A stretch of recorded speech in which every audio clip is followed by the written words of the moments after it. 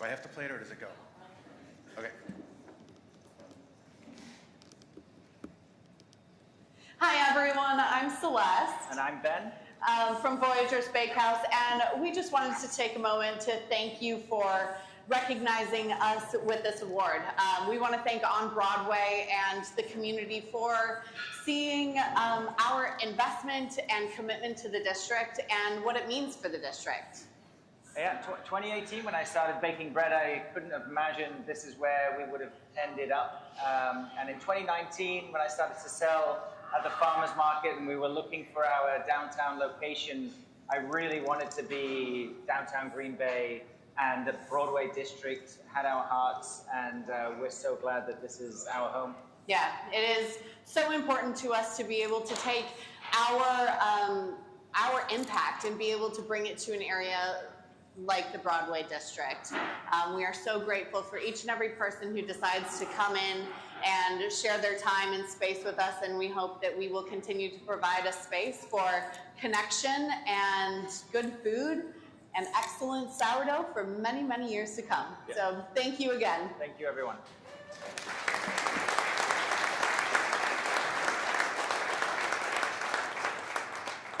Okay, so for those of you who have been to this event before, one of the reasons that we're doing the awards in the beginning is because I always talk way too long.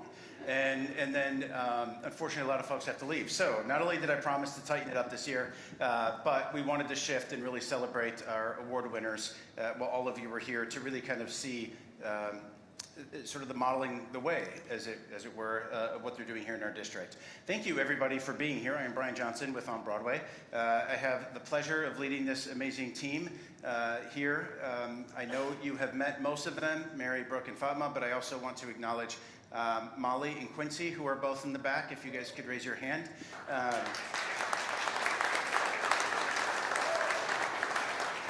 And of course, so many people make the district what it is, and we do not do this alone. And with that, we'll get into that a little bit. Because my time frame is going to be tightened a little bit, it is not possible for me to share all of the great things that are going on here in the district, so we're going to try to hit the high-level ones, and if I talk fast, you know why. Forgive me, but let's first set the stage. So we are a designated Main Street program. These are the Main Street programs that exist in the state of Wisconsin. I also want to acknowledge Downtown Green Bay, who is not only a great partner of ours, but they are what's called a Connect community. So it's a slightly different tier within the Main Street program. They won't be on that map, but they are also part of the program, and obviously an organization we partner with. By virtue of our membership there, we are part of the Wisconsin Main Street program and also the National Main Street program. And we also have this sort of ancillary Broadway bid. So that is a separate board that oversees the special assessments in the district, but we work very closely with them and very grateful for their support as well.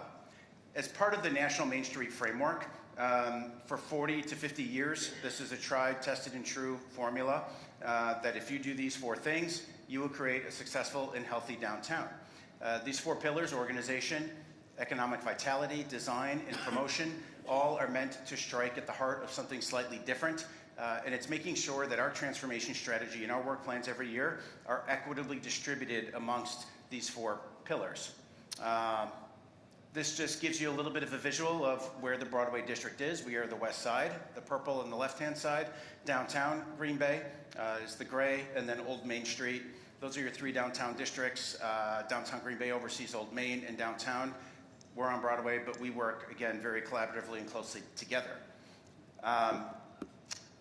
So we're going to go through some of the highlights, a little bit of maybe some of the successes we had last year, but then a little bit of looking forward. So on the organization side, this is our board of directors.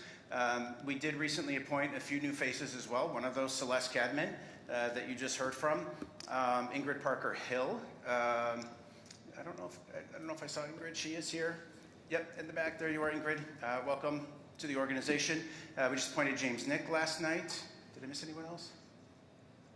Sorry, it's hard when you're going from memory. But they won't be up here because this is our 25 board of directors, but these are the folks that led our organization last year.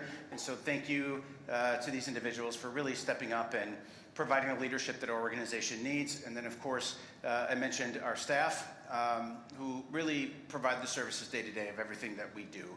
And they are an incredible team, very fortunate to have them. I didn't mention Rob. Rob is our part-time property manager, but just a man of many skills and really kind of takes care of a lot of things on the maintenance side within the district, whether it's picking up trash, fixing banners on the dog park, whatever it might be. He's just really, really handy and great to have around. As part of our organization, we also run a very healthy volunteer program. And this past year, we had over 700 unique volunteers that provided nearly 4,500 hours of volunteer time, and I guarantee that that number is underreported. Because volunteers, oftentimes, they just show up and they do it. They don't think to give you the number. This is what we've reported. Who knows what that number really is, but it's big. And it's incredibly meaningful to the work that we do. That has a cash equivalent of $156,000 a year. There is a formula that National provides for that. And we do a number of things with them. They're involved in our governance, our board of directors, our committees. They help make decisions in terms of what we are doing. They volunteer at events, but they also get their hands dirty in the district, as Brooke alluded to. Picking up trash is not the most glamorous thing, but I promise you, if our volunteers were not out there picking up trash, as they do very frequently, the district would not look as good as it does. And it is so encouraging when you hear visitors who come here who say, you know, gosh, I visit a lot of downtowns and your downtown is so clean. That is exactly what you want to hear from somebody who is visiting here. They also help us with business support initiatives, taking care of other maintenance things, and special projects. In fact, I have somebody right now who's working on some historical markers because he just has a passion for that. So we always will work with volunteers who want to give back but maybe don't know exactly what to do. We'll work with you to find a project. One of the things that we're very proud of is for 2 years in a row now, and the only 2 years that it's existed, we are a gold tier nationally accredited Main Street program. There were only 9 programs in the state of Wisconsin that reached that gold tier status, and we've been very fortunate to achieve that both years. And we should achieve that again this 3rd year coming up. We just had our accreditation meeting last night. The other thing that I wanted to point out is that we are the state's winningest program for the state Main Street Awards. And that's not just what we do as a program, it's what our businesses do, it's what our property owners do. So we have a lot of wonderful partners that play a part in that, and we won several prestigious awards last year. We've got a couple more coming up this year that we're not allowed to share yet. That is still under wraps, but we're going to be really excited to share that with you when we're able to. The next pillar is design. Design talks about a number of things. The National Main Street Program actually was created by the National Historic Preservation for Trust. And one of the reasons they created this program and why they continue to be the parent organization is because who has the most old buildings? Downtowns. And so partnering with downtowns made the most sense for them. And as a result, historic preservation becomes one of those key priorities that we work on. Within our downtown, we do have 3 historic districts. We are a certified local government, which provides access to a number of resources for us to ensure that we're doing the work to help preserve buildings, but also recognizing that there needs to be some fluidity and allow them to breathe with time. And so we're very thankful for our Landmarks Commission here locally that works with many of our property owners to preserve those old buildings. We also work on urban design. ISG is one of our great partners, and Danielle is on our board. But we really take a look at all kinds of things within the right-of-way, the roads, just how do you make a downtown feel good and also function. District maintenance is a big part of what happens with design. So when graffiti shows up on the poles, when somebody puts a bunch of tape on the light poles, broken glass or bottles, trash, right? Those are the things that our team and our volunteers go out and clean up and pick up almost every day. We also work on streetscape designs and public art initiatives. And I actually went back and I crunched the numbers. This is one of those things that just popped in my mind. Like, I wonder, and over the last 10 years, we have spent more than $1 million on direct payments to artists here in our community. And so that was a number that I was really proud to see.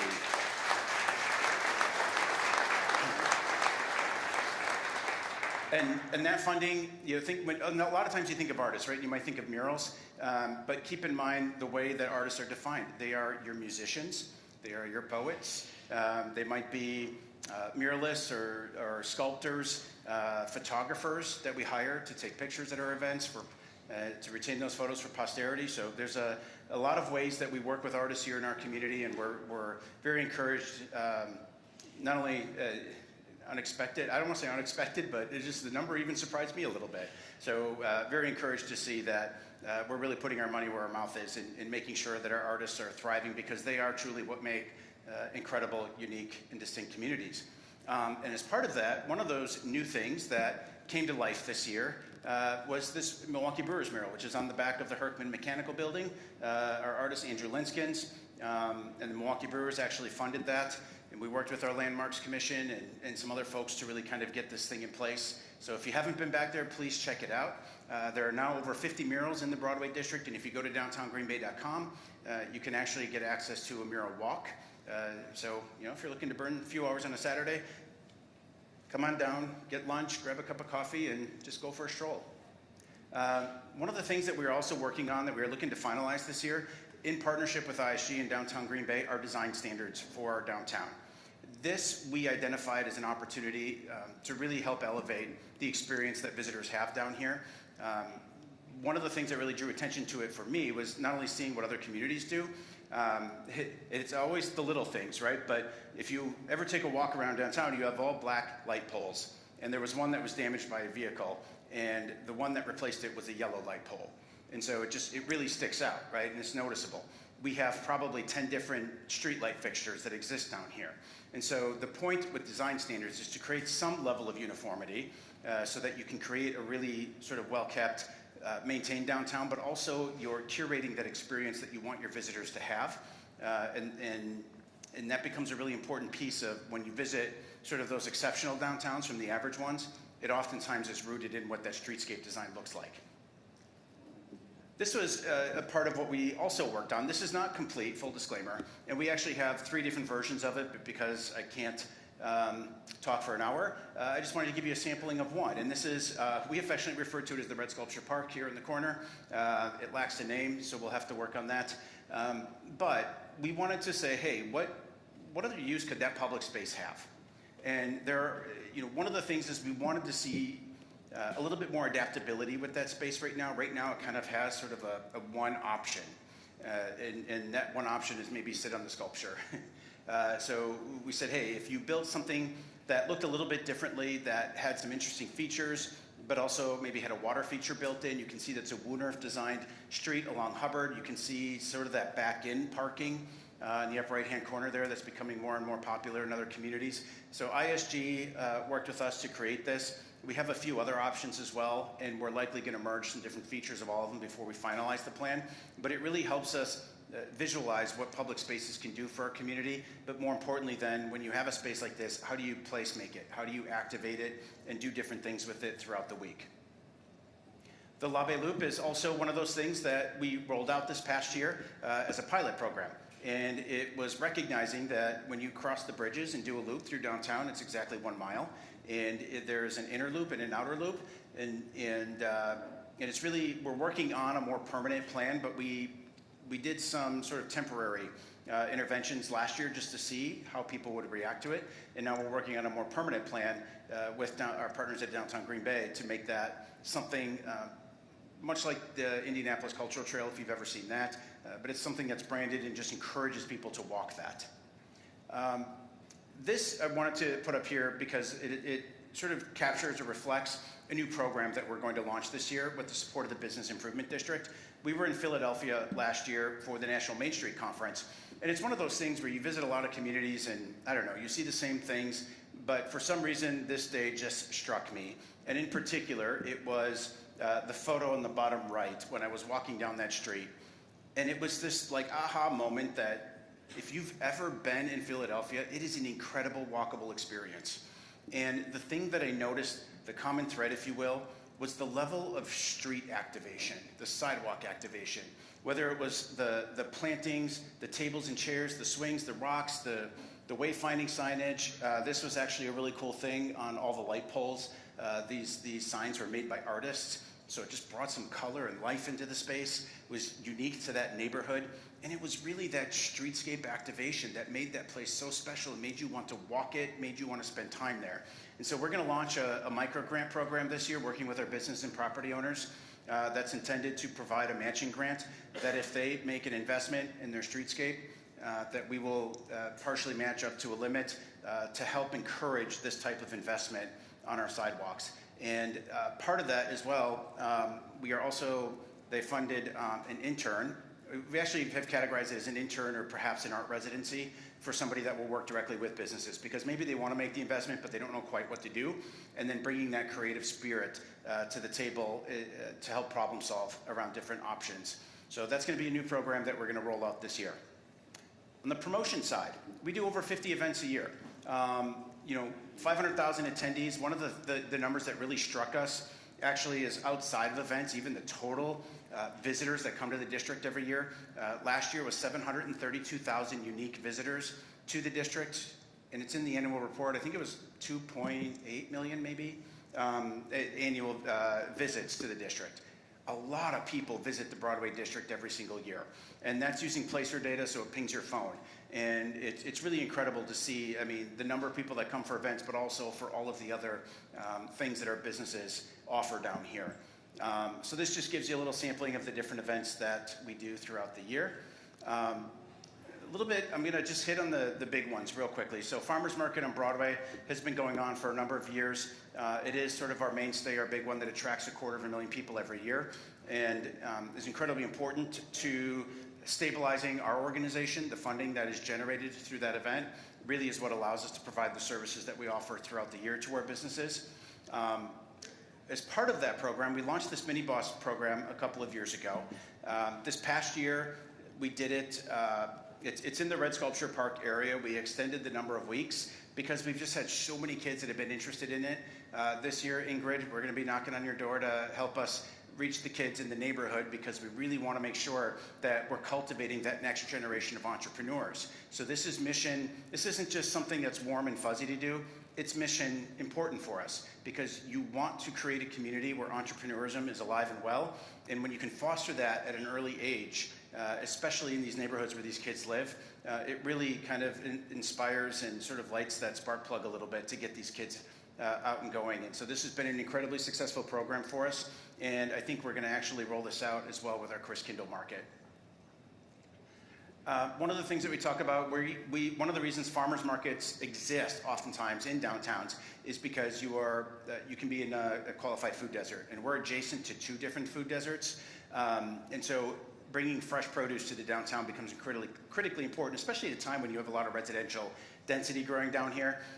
We are in the top 10 markets in the state of Wisconsin in terms of the amount of SNAP or EBT dollars that are redeemed.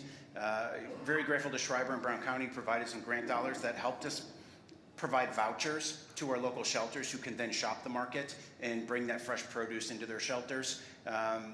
We serve 12 different shelters. We work with Wello on that Double Your Bucks program, so really grateful for their support and their partnership. $23,000 of EBT was redeemed at the market, and it's a full circle thing. Not only are you providing fresh products for those who need it, but you're guaranteeing $23,000 is being spent with the small businesses that are now in the market. So it's a really nice circular thing when this program works. We do the Double Your Bucks. So if you happen to be connected with anybody that uses EBT, when they come down here, they can redeem $10 every week and get free $10. And there's a new program that we're going to be rolling out this year that might even double the double, if you will. So. 11 Amp Music Series. This has been a really cool event that we've done the last couple of years. We haven't been very vocal about it, but we did receive a new 3-year grant award on this year. So this will be back for another 3 years.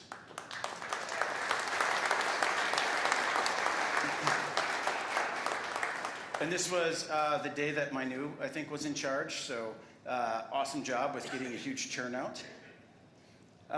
Another thing that we did this past year was the Draft City Music Fest. Of course, the NFL Draft created some opportunities for us to do some programming to attract people downtown. So thanks to the city of Green Bay, who really helped kind of spark this idea, and then provided some funding through ARPA and tourism grant dollars. We were able to do concerts on the shoulder dates, so the Wednesday and the Saturday. These were national headliners that really came here, folks that normally you're going to pay $50, $100 a ticket, and people got to see them for free here in Green Bay. And I thought that was a really cool thing to really give back to our community. I know the mayor talked about that a lot. You have visitors that came here, but we wanted to make sure that we were doing programming that also served the residents who lived here every day. And I think this really delivered on that. The mayor alluded to it, but our organization coordinates Festival Foods Fire Over the Fox every year, and of course the 250th anniversary is coming up this year, so watch for a future announcement on that. But the mayor's office as well has pulled together a really cool collaborative effort with a bunch of community partners to elevate that experience this year. And then our Chris Kindle Market expanded this year. We added Thursday nights. We just did a debrief to really talk about what worked, what didn't work, and we're really excited to be able to continue to grow the impact of this event.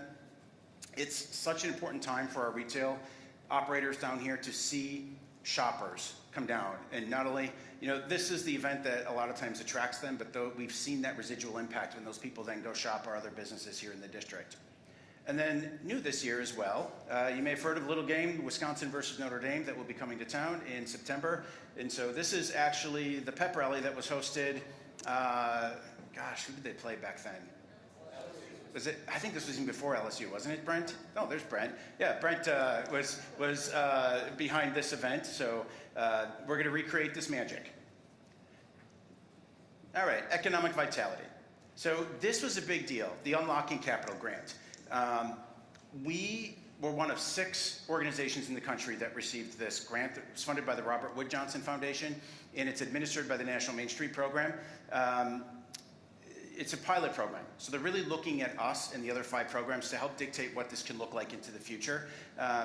We have taken more of a long-term approach on this, more of a 20-year approach, and we really kind of came into this with, we wanted to solve a problem, which was infill. It's not healthy for a downtown to have vacant parking lots. You want a parking strategy, but you want buildings on those lots. You want businesses in activation. But it's very expensive to build on those lots, those small lots, and that's why oftentimes you don't see that happen. But then more importantly, when it does happen, how do you get that rent per square foot to actually be something that a small business can afford? And so we're really trying to mesh all of this together, which includes training for retail businesses to lengthen their success. Obviously different types of funding, micro grants that can help. And a big thing that we talk about within our area is sales per square foot. Because somebody will pay anything per square foot if the sales can support it. So if we're focused on sales per square foot, which means attracting more people, more activity, more shopping, we know that we can make this into a viable plan. So we're really excited about what we're working on with this and sort of call this sort of our R&D and some of the things that we have in the pipeline that will be coming on this in the next couple of years. And then just a couple of, these things are just exciting and fun. So this is the Badger sheet metal site that has now been torn down, and that is to make way for this building that is going to break ground this year. This combines a fire station with housing. The combination of these 2 things was critical. And you may have seen recently in the news, thanks to Senator Baldwin and Congressman Weed, $5 million was appropriated by the federal government to help fund the fire station, and that was a critical need. And so now we're going to be able to build the project that we need and not have to make reductions in the project in order to make it work. So the housing piece is going to be a really great addition, which also includes the retail on the first floor. The shipyard, this is brand new. So this is a project that obviously has been delayed for a variety of reasons, but phase 2 is going to break ground this year. It is a $9 million investment. It's the first time that you are going to see these renderings. Phase 1 was complete, and you can go there now. If you haven't been there, go check it out. It's wonderful. But phase 2 is what is coming up this year, and it's going to include the Great Lawn, the dog parks, and beach volleyball courts, and some other amenities. So these are brand new. These have not been seen. So thank you to Parks Director Dan Ditchite, who provided these in advance of today, just to give you a little visual of how things are coming together from a design perspective. So just kind of flip through these. You can see it's really meant to be a highly amenitized park. And when the programming is paired with this, it's really meant to help, again, attract folks down here. We'll have that great lawn that you see there, which can be used for seating, for concerts and other activities.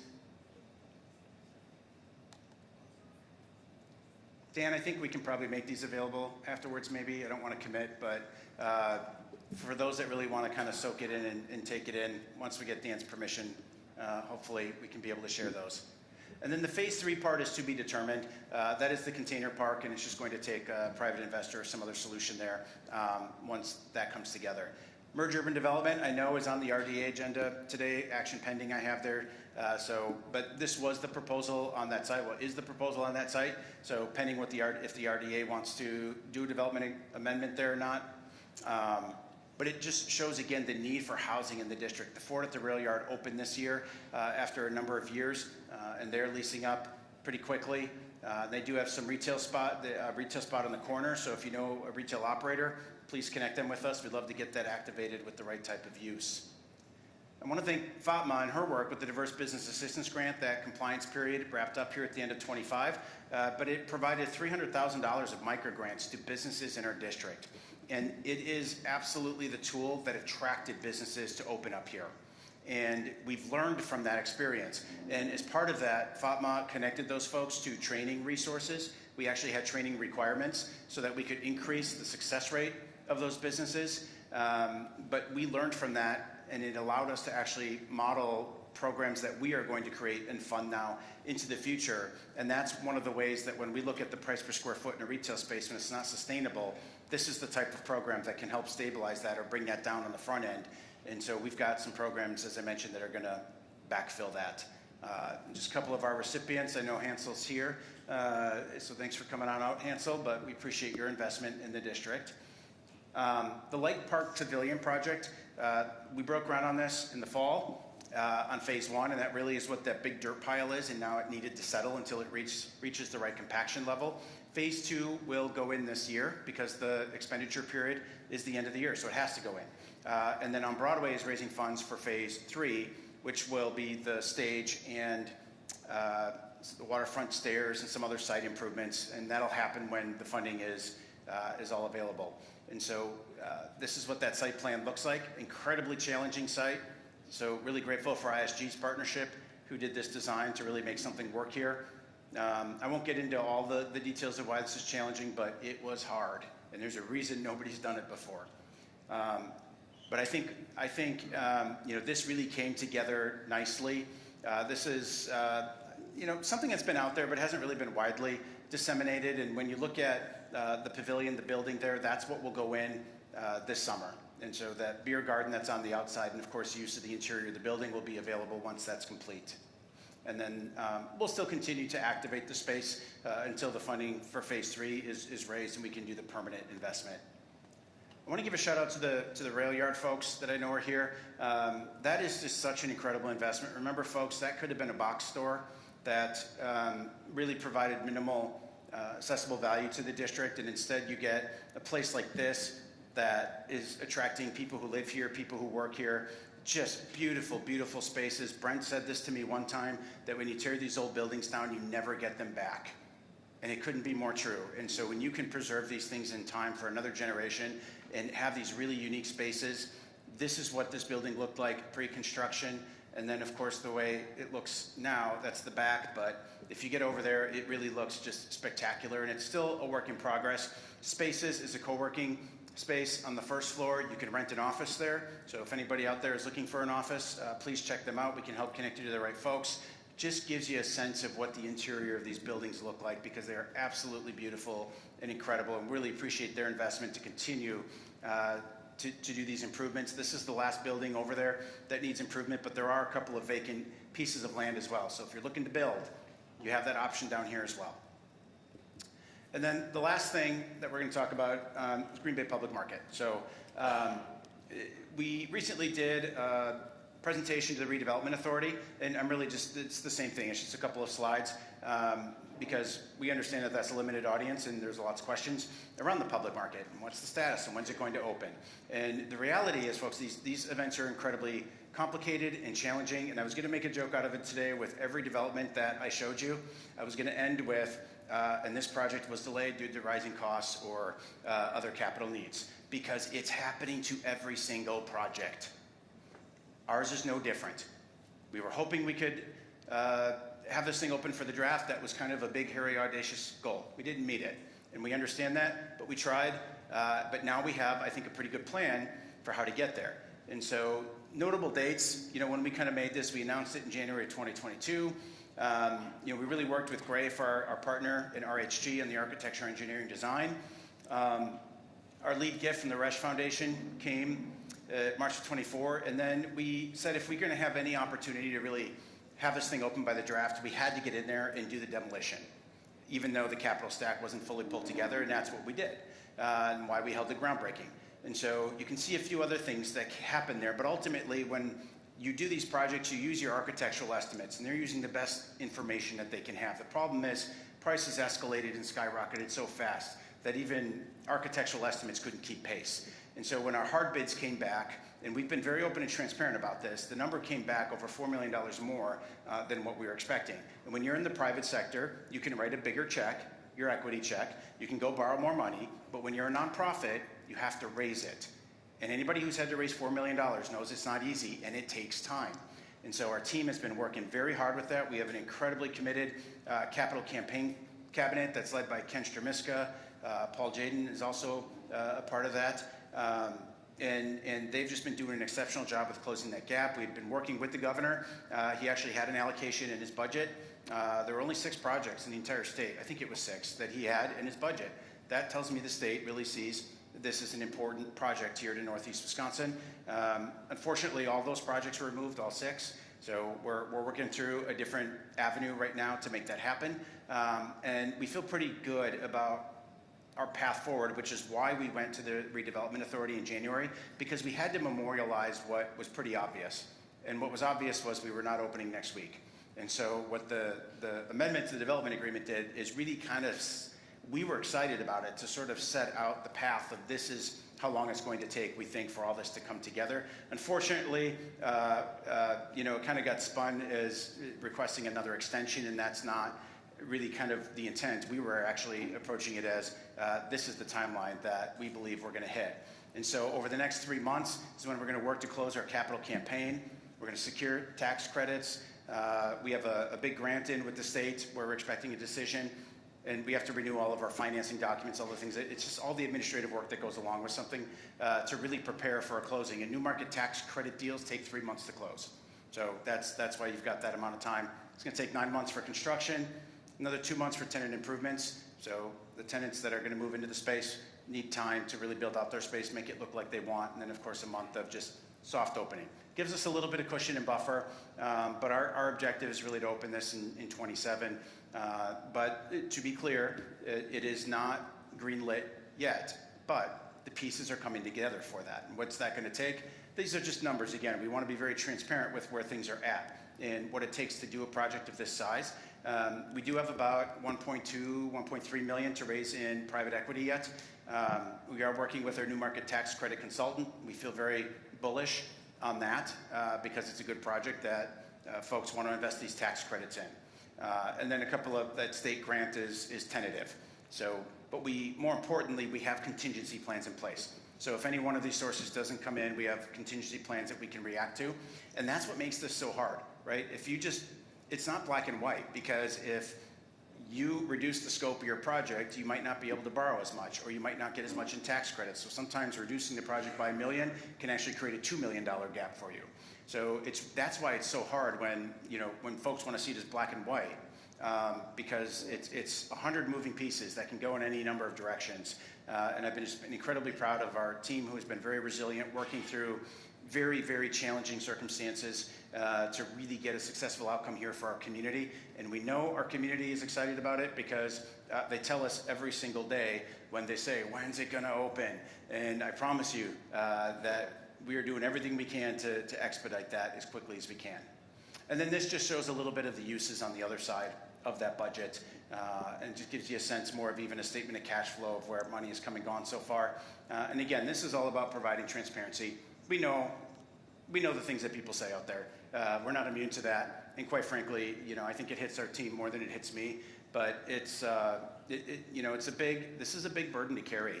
But it's going to be an exciting, transformative project for our community. And we've seen other projects, not even this big, that have taken much longer. And the fact that we've been at this for a few years, we certainly want to wrap it up. But we've seen smaller projects, again, take a lot longer. And our reliance, let me rephrase that. The amount of philanthropic support that we've received from our community has been incredible. Similar projects with similar budgets in other communities have received far less funding from the philanthropic community. So that also tells me that our donors here locally are really excited to see this thing happen. So with that, let's turn it over to Mary, and then we are going to wrap this thing up.